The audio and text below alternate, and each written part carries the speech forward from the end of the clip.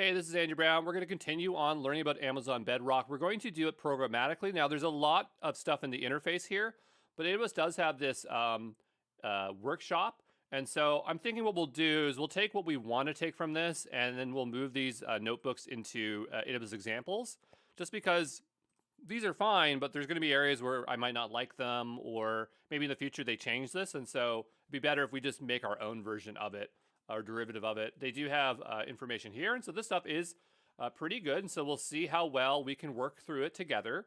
But, you know, we're going to need to run this code somewhere. You could do it locally. I'm going to just go ahead and do this in SageMaker. So make your way over to Amazon SageMaker. We do have another video on how to set up SageMaker Studio. It's really simple. You just press a button and do that. And I've already done it in this one, so I'm not going to show in this video, but look for maybe like SageMaker setup video or wherever that is. We could also have done this in SageMaker Studio Labs, but I'd rather just do it in here. So we're going to go over to Jupyter Lab, and actually I think I just created one just a moment ago, so I'm going to go ahead and just delete this, and we'll start over as if we're starting from scratch here, right? And I'll go here and just say the Bedrock workshops. Okay. And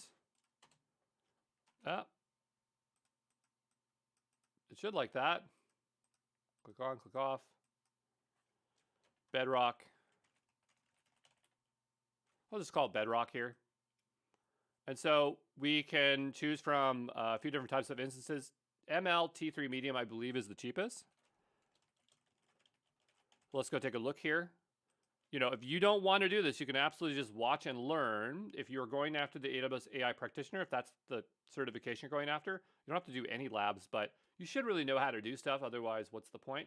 So here, it looks like we get, for the first 2 months, 250 hours free for T3 Medium. So that's really good. But if we did have to pay out of pocket, it's about 5 cents an hour. So, you know, it's really up to you what you want to do.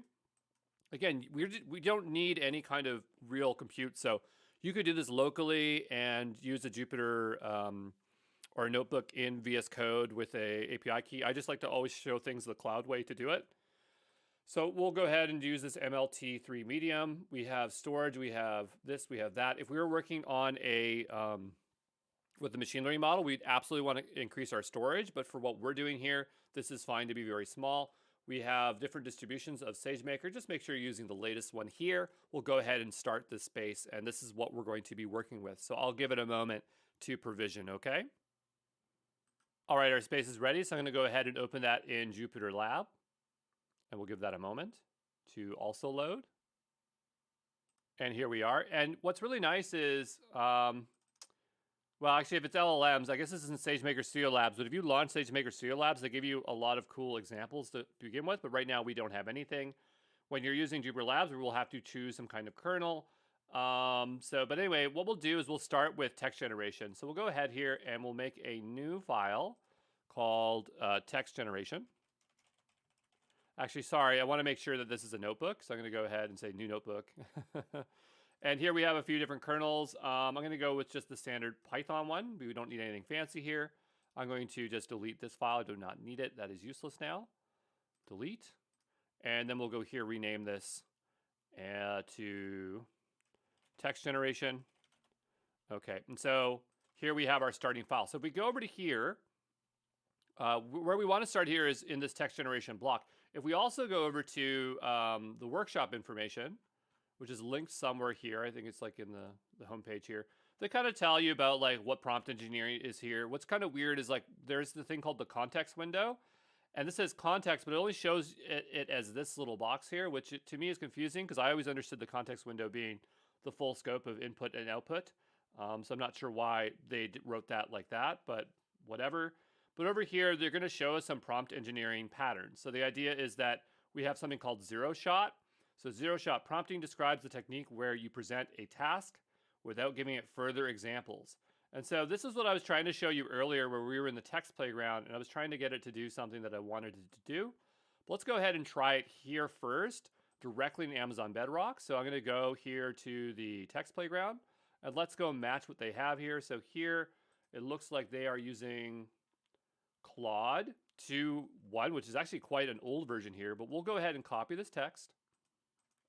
and we got to select a model. So if we go over here to Anthropic, they do have version 2.1. But we could use whatever we want. We could go to, I like Cohere, and again, if you're worried about spend, let's go over to Premiere here. And so if I paste this in here, let's see what it can do. And so here we can see the output, the reaction between sulfuric acid and et cetera is this. So if we go back over to this one, did it do what we wanted it to do? So here it says sulfuric acid reacts with sodium chloride and gives this chemical and that chemical. So we're kind of expecting those things wrapped up here. And I mean, it did answer in the way that we wanted, but it didn't exactly do it in the same format, right? And so that's where we're going to see inconsistencies with different models. So if we go back over to this one, I'll take this out. Let's now go change it again.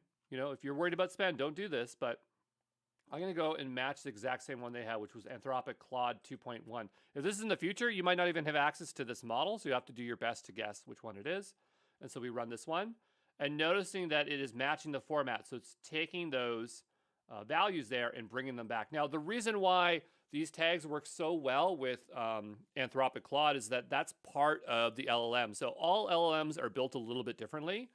And Claude or Anthropic really likes to use XML tags to help the model understand what you're looking at. And that's why this example is using Anthropic as opposed to anything else. And that kind of makes sense why we're getting the result that we're getting here.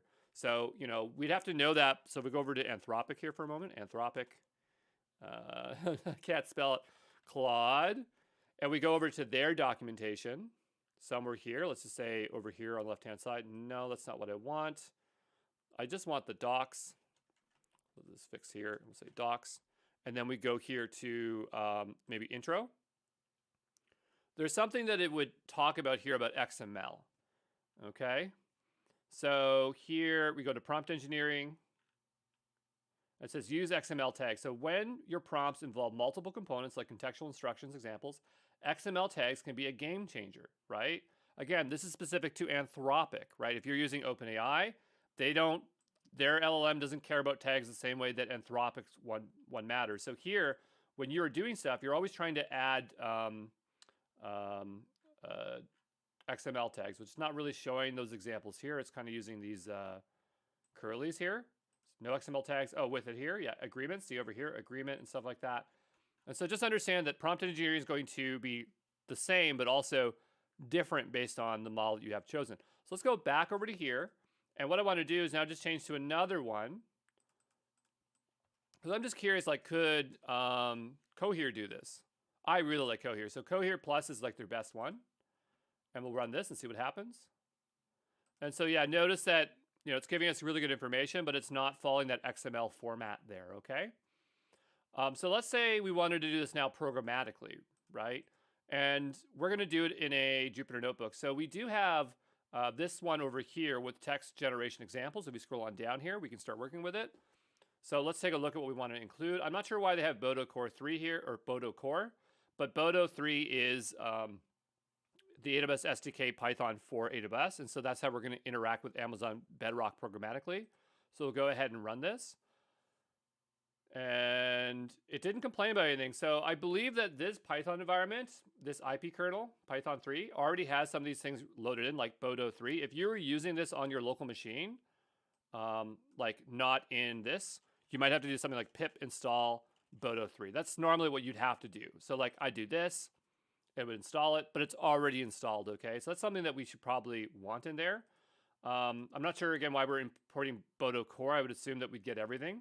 But that's fine. And so the next thing we want to do is we want to load the client. I kind of prefer just saying Bedrock here. Or even just client is fine with me. I will say Bedrock. And I realize my font is small, so let me just bump that up there for you. And so we'll go ahead and now run this. So what is next? We have, we have our client to Bedrock. And so here we have a prompt. And it's interesting that there's this one and then the other one is a little bit different. So we'll go here. Whoops. It's a bit tricky here, but we'll go here. And let's just take a look at what they're doing here. So write an email for Bob. to the customer, which is kind of interesting. But I kind of want to follow what we already have over here in the workshop. Isn't it interesting, like right away, the workshop doesn't even follow the instructions, which I think is a little bit silly. And I kind of lost where that was. So I'm going to go all the way to the top here. We're going to go back over to here to code. And then we'll open this here on the right-hand side. AWS is notoriously bad for keeping their documentation up to date. But I guess maybe it's here in the text generation section. Yeah, it is here. So these ones here are not really shown anywhere. And so maybe what we should be doing is renaming this to prompt engineering. So that's what I'm going to do. Say prompt engineering. Okay, because that's really what we want to do. And we'll go back over to this and we'll see if we can bring that over. So this is our prompt. Okay. And we'll add another cell up here. We'll run this one here. And so the next thing we want to do, let's go back to our code examples. Here we go. Leave that one open. We'll close this one. We'll close this one. So let's clean up a little bit so we can see what we're doing here. This, I believe, is a duplicate. There we go. That's a lot better. And so we'll go back over to here into text generation. And we have this part next. So here we are prepping the body of the text. So here we have our prompt data. And notice we have our TPOP and our top P and our temperature. I'm going to go back here and match this. This is 10999, and there is top K as well. So for temperature, we will change this to 1.0. Okay, I kind of want to bring these down onto new lines. It just makes it a little bit easier to work with here. And for this one, we have 999. So we'll do that. We'll say 999. And then we have top K. I assume that we could just set it. If it's here, we probably can do that, right? So we'll do that. And so this one is at 250. What does top K do? I do not know. But it's not like a setting that you would normally be fiddling with. So, and then there's also maximum length. I'm not exactly sure what that is there. So I'm just going to leave it as is like this. There's a little squiggly making me think that there's a problem here. Oh, it's just a trailing white space. There we go. And so now we have our JSON dump, or sorry, our body, because you have to prepare it. So we'll go over to here. And so now we have some options. Now we know we need to choose a model. So we'll go ahead and do that. And so I'll bring this over. So we need to figure out what is the model name. So we'll look up model IDs, Amazon Bedrock. Okay, we'll go here. And so here they are. I like to always bring in that documentation. So we'll just drop this down here. And we can change this over to Markdown. So we'll go here. I'll paste this link in. And what we'll do is we will bring in these models. Right. I really don't want all of the stuff in here, but I suppose it's okay. Yeah, it's not the nicest, but whatever. Every time I run this is just a mess. So if we go back to here, I don't need all the names here. Give me a second. I'm just going to format this quickly. You know what? I'm just thinking that this might change in the future, so it's kind of silly of me doing this. So I'm just going to take that out, and we'll just leave that as a reference there. We'll run that so then we can just click through that link. And so here, all we're interested in is that Anthropic one. So we're going to scroll up. And here it is. That's the name of the model ID. We'll place it in here. And so we'll run that model ID. There is a cool way that we can make a widget. I'm not very good at it, but there's a way we can make a widget that we can just drop down and change the model that we want. But anyway, so we have that there. And we'll go back to this one and keep using it as a reference. So we need to invoke the model. So I'm going to grab, I guess, most of this. It looks a little bit messy. I don't remember it having to be this complicated. But we have the body, the model ID, the accept, the content type. Okay, so those are fine. So that makes sense. We would have a response come back. So here we are reading the response of the JSON, and then we have our output of text. That's probably why we imported Bedrock to have error handling. And here it's just in case you run into a problem. We could omit that to make our text look a lot easier, but really the whole magic here is happening right here. I'm really surprised that we actually even have to put the accept and content type in here. So I'm actually kind of curious. Let's go take a look at that API endpoint, invoke Bodo3. Do we really need to put that much text in there? Because what might happen is it might default to something. So here it's saying the default type is string, right? And it accepts a string. And so in this one here, we are passing a JSON, but I guess the reason why we have to pass JSON is because we're changing the text configuration options. If we were leaving the defaults, then I imagine that we would just use a string, and that kind of explains that there. But let's go ahead and see what happens if we run this. And it says Bodo3 Bedrock. And by the way, we didn't have to set any AWS credentials because they should get loaded in here indirectly. Oh, sorry, not Bodo3. This is going to be Bedrock, right? Up here, Bedrock. And that's just one of the advantages of utilizing it here. So malformed input request required the prompt not found, required max tokens to sample not found. So we got a problem here. Just give me a moment to figure it out, okay? You know what? I don't really see a problem with it here, so maybe I'll just go ahead and we will cheat. The new ChatGPT model is actually getting pretty good. The O preview, the one that I'm using right now. If you're in the past, you might see an older one here. All right, let's just see what it says. I'm assuming it can figure this out.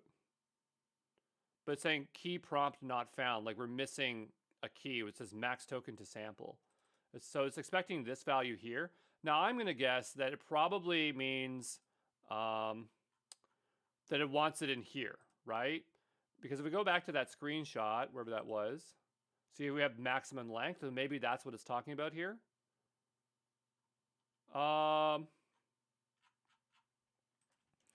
The error is from Amazon Bedrock using Claude 2.1.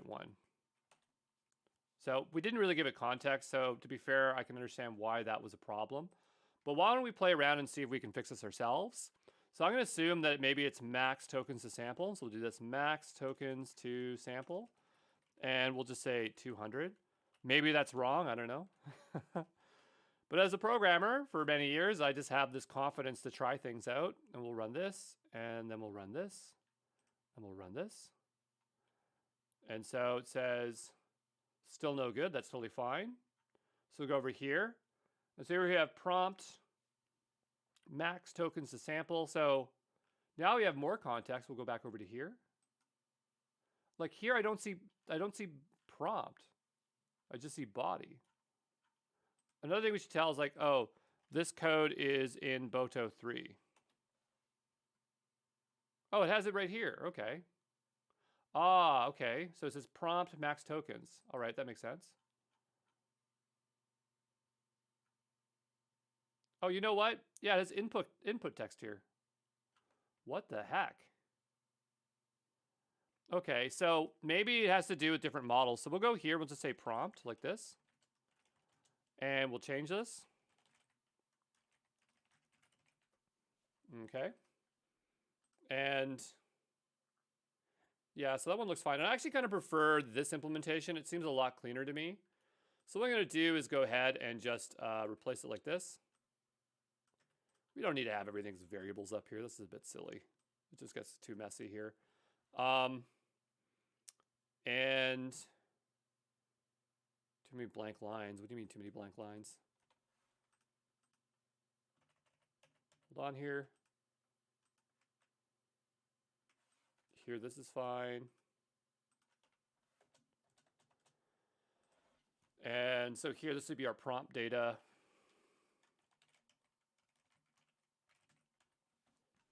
And notice that, like, the settings are completely different. It's just this temperature. Maybe we'll just make the temperature 1.0.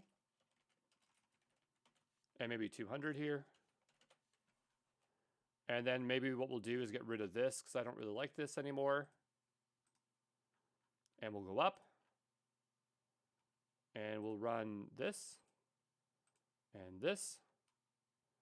Name of client not defined. That's fair enough. See, I usually call it client. I don't know why I made it Bedrock. Let's just make our lives super easy here. There we go. And still not working. An error occurred when invoking the model. Prompt must end with an... Okay. With a what? Oh, with an blank assistant turn. Okay. Let's go over here and ask what it's talking about. I think it's saying like literally we have to put the text in like assistant colon. That's really interesting. I'm going to guess that what they're saying here is that we need to go into our text. Well, I'm not seeing why that would be an issue because here it has assistant right there. Let's see what it says.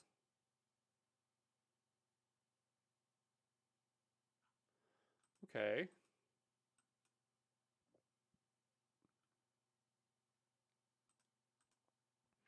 So we'll go back over to here. Man, I've never had so much trouble getting a prompt to work here. So this is my prompt data.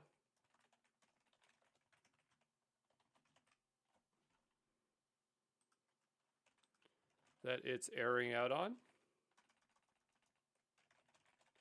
Okay, because again, we have assistant in here, so why would it have to be the absolute last thing that it ends on?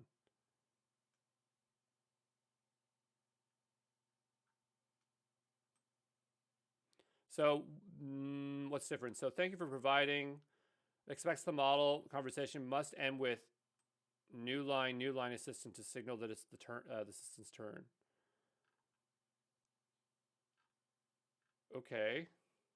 So that's really interesting because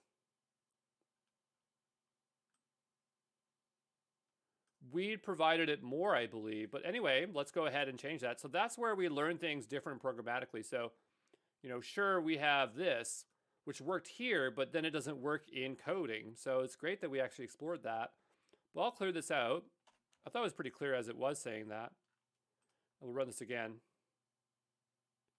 And we have no errors. And so now, oh, no, we do. None type object is not subscriptable. And so, maybe it's the response body that's the issue now. We're having a lot of trouble here. So what I'm going to do is I'm going to simplify this here. And I'm just going to take out the try like this. This is what I mean. Like, you can't really trust AWS's code. They're not always the best coders of workshops. I kind of regret even using their workshops now, but we're kind of committed now. So here we want to have a response. And so I'll just take this out here. So I'm going to run this again, response. And then what we can do here is we can just print out the response. Response. I usually just do RSP for response. And we'll try this. We'll run it again. And we'll wait a moment here for it to complete. Then we'll run it again. And so we're getting stuff back. And so I'll go here. I'll just say print. And what I want here is the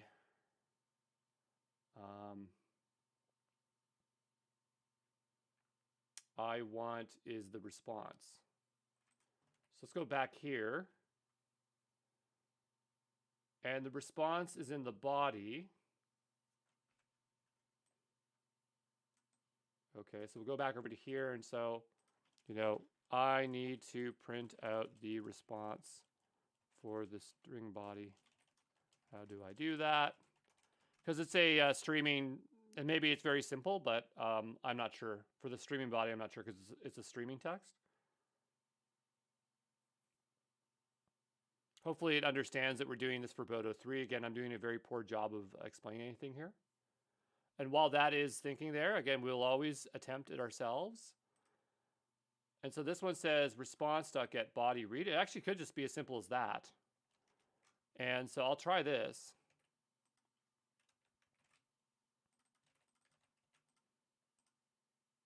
Oh, there you go. Okay, so we have type completion. And so then here what we can do, can we do this? Does that work? No. Take that out again here. It worked just a second ago.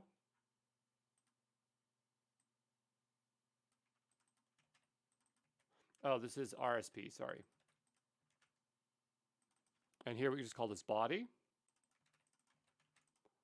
and run that again. And so I'm just trying to grab the output, which is completion, right? So maybe we just do this like that.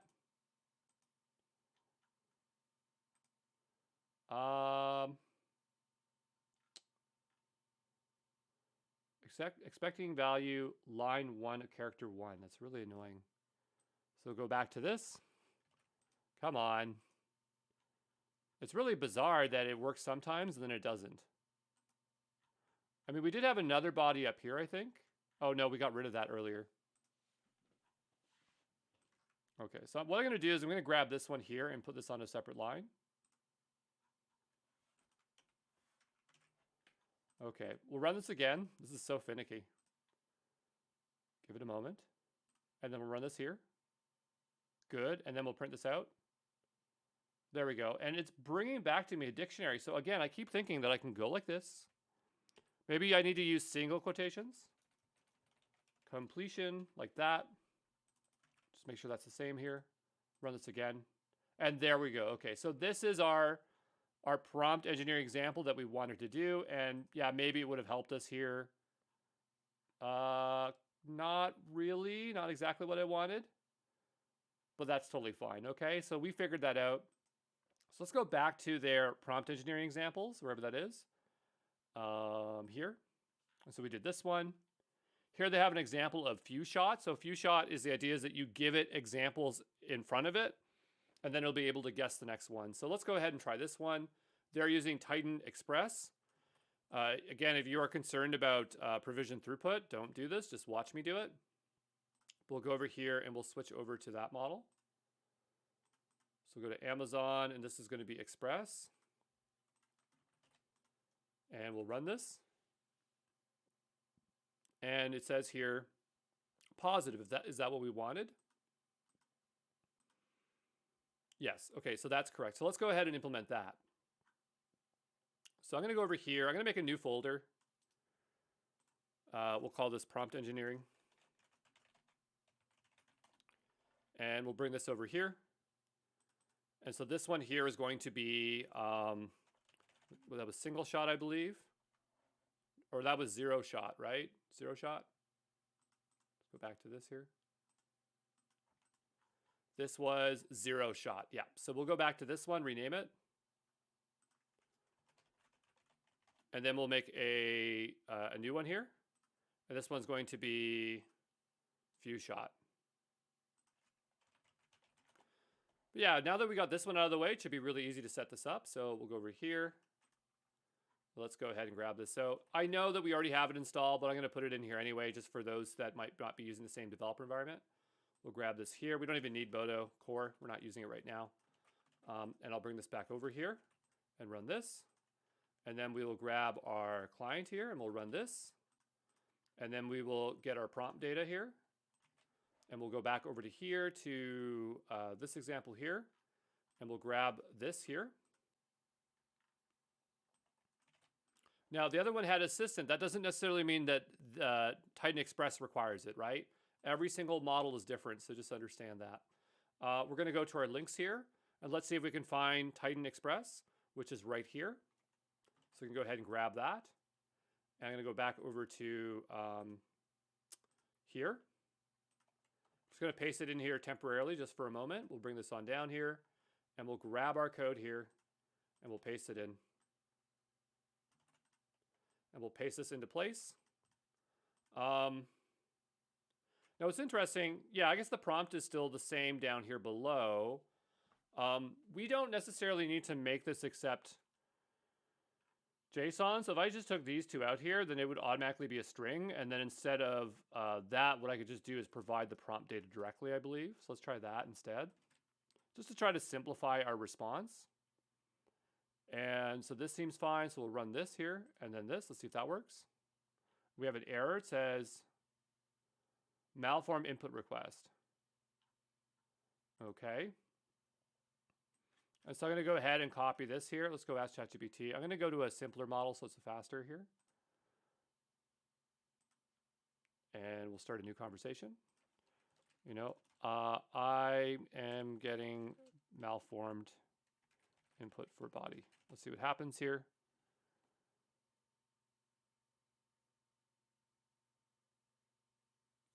Okay, and while it's talking there, we'll take a look here. So it says body, and it's either bytes or file. And you must provide a body in JSON format. Okay, so it seems like we still have to do that. So we'll go back here. And I'm not sure if these settings are the same, but we'll give this a try.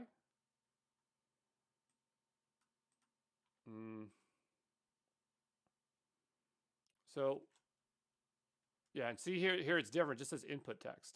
So we go back over to this, and we'll change this to input text. Okay, and so this might resolve our issue. Isn't that interesting? Like each one of them is not consistent in terms of the formatting. So what we'll have to do here is print the response. Okay. And so here we get back something. And in this one, we have it under body, right? So it seems like that's very similar. Okay, and then we'll go here and print the body.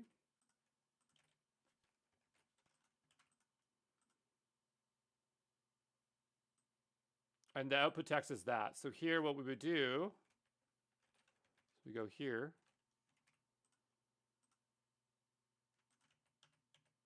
Try this again. It did not like the way I selected. Oh, because it's results and then that. So here we go results.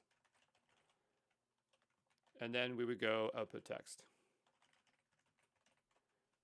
Again, I think AWS would have really benefited from providing all the notebooks for these. Oh, maybe it's like 0 here. Maybe it's like an array. There we go. And so that's the result for the few shot one. Let's continue on. And you can see each iteration, this gets a little bit faster. We have chain of thought. So prompting breaks down complex reasonings through intermediate reasonings of steps. So the idea is that you are giving it reasoning so that when it does answer, it can figure it out. So you're basically providing the examples is what we're doing here. So let's do this chain of thought. So we'll go back here. Is there like chain of thought without few shot? No, it's just this one. So we'll go back here and we'll make a new notebook and we'll select this one and I will rename this chain of thought. Okay, we're going to go over to here. We'll copy this over and then we'll grab all of this. We'll bring this down here. We'll grab this here. Over here. We'll want to have our prompt. We'll go here. And I'll go back over to this one here. And so we want to grab this text. And so now my question is, what model are they using for this one? We'll close that out. We don't need that. Here they're running it with Titan Express. So I believe that's the same model we just used a moment ago. So we'll go back over to here to this one. We should just try it in the playground first. There's no information about the number of viewers on Saturday.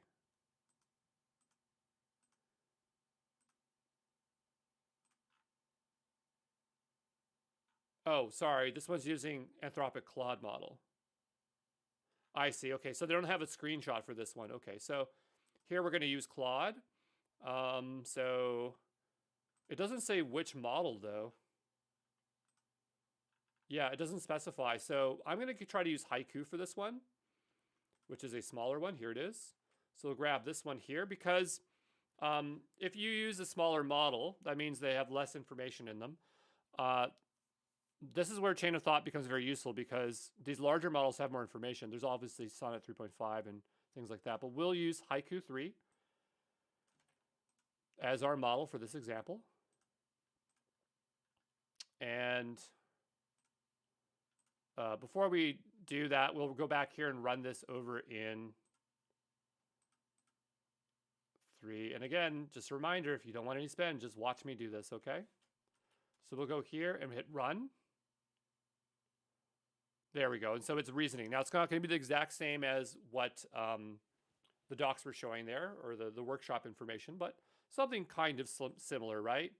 So that seems fine to me. We'll go back over to here to our code And we'll continue on with chain of thought. So I need to go here and grab this example. Did we use Claude in this one? I'm going to grab this one because this one's more Claude related. And maybe it will still have the same inputs. So we'll grab this one here and we'll place it here. And so I'm going to run this. And it says client is not defined. Fair enough. We did not run any of these lines here. So we'll run this one, and then this one, and then this one, and then this one, and then this one. And so here it says human turn after optional system prompt. So it doesn't like the way that we wrote this. So here I'll go human like this. Human. And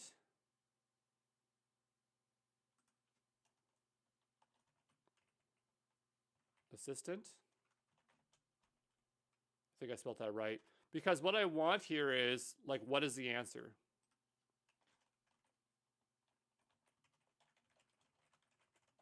Also notice here that it's saying think step by step. So chain of thought is when you say, hey, think through this problem before you answer it and you might get better results.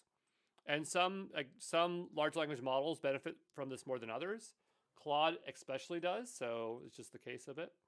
We'll go ahead and run this here. We'll try this again. It says, is not supported on this API. Please use the messages API instead. So what it's talking about here is that there is a chatbot, right, which uses the invoke model. Okay, hold on a second. Let's go back and take a look here. So some models are chat completions and other ones aren't. So if we go over to here, I really thought we would have been able to use Haiku for this. Let's go back over to here. Interesting. So we'll go back to this. It's either that or we copied it wrong. So I'm going to double check this. No, that looks correct to me. So how do we use Haiku then?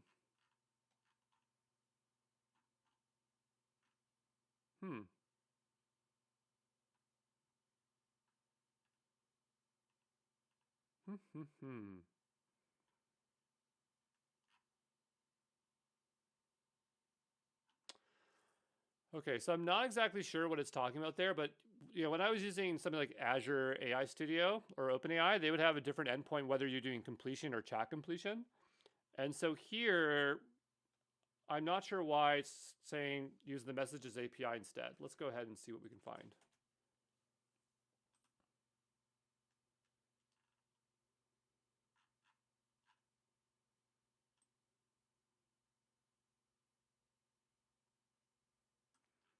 Okay, so I guess it has to do with maybe the formatting, because we were using Claude 2.1 in the other example, and 3 is newer.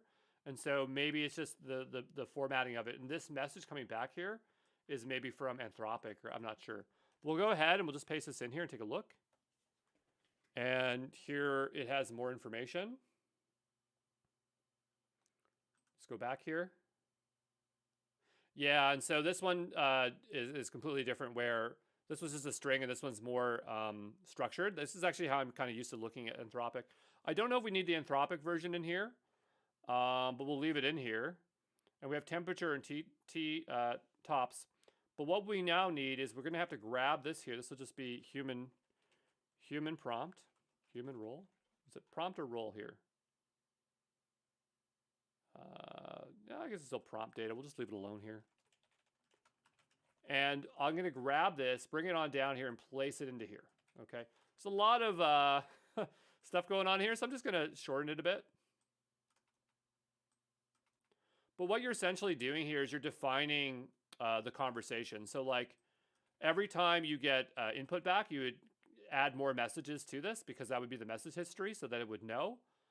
And so we don't need this assistant thing here, I don't think. We don't need this human thing. I'm guessing that is Claude 2.1. And so we'll grab this here, and we'll paste this in here instead. And maybe we'll have something that works.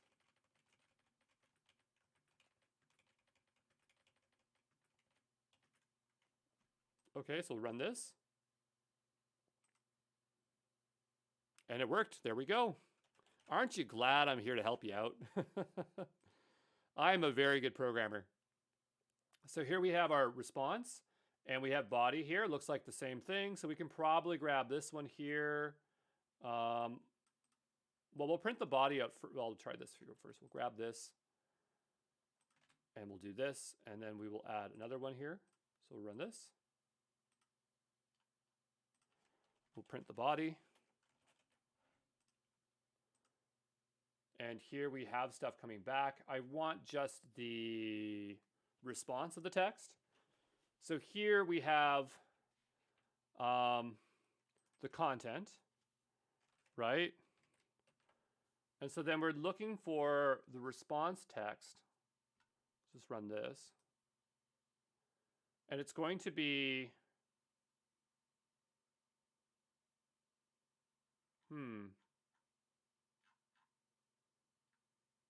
Okay, so it actually is the response here. Okay, great. So we'll go here, and then I'll say text. Hold on. Was that an array? Let's go back to this. It is an array. Okay, so I'm going to go 0 here, and we'll go text.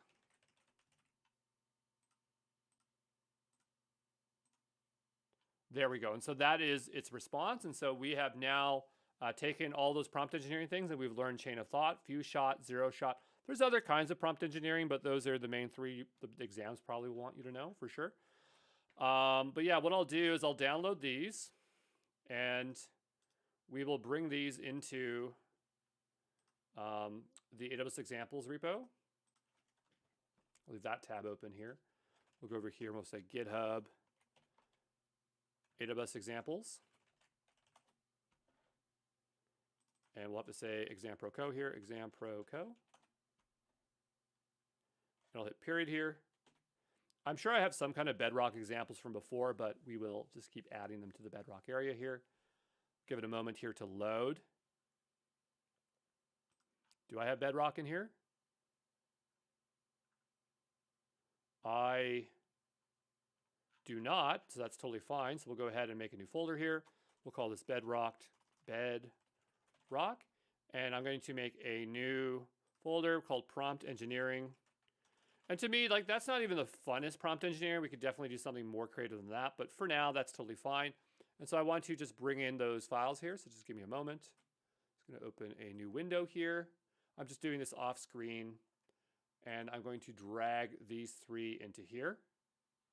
That did not work as expected. So I'm just going to go ahead and I suppose I should be able to just drag them in. Nope. Can I upload another way? File.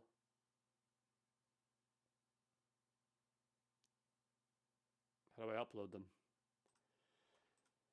We are in github.dev, so maybe it doesn't let us upload files this way.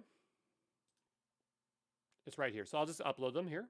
There we go. And so now you have those examples for yourself later on. Prompt engineering examples. And we'll just continue on trying to use from the workshops what we can here to make it work okay. I'll see you the next one. Ciao.